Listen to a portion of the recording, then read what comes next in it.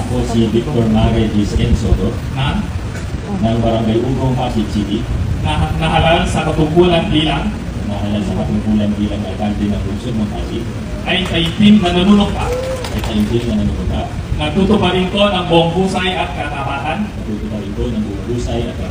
sa abot ng aking kakayahan. Ang mga tungkulin ng aking kasalukuyang katungkulan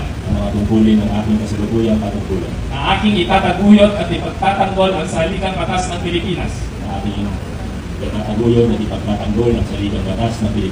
Na tunay na mananalig at tatalima ako dito.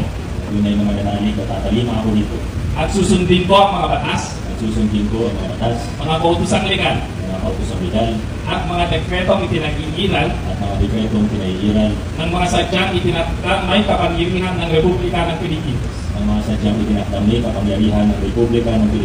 At kusa kong babalikatin ang mga pananagutang ito nang walang anumang pasubali o hangaring umiwas. Kasi nawa ko ng Diyos.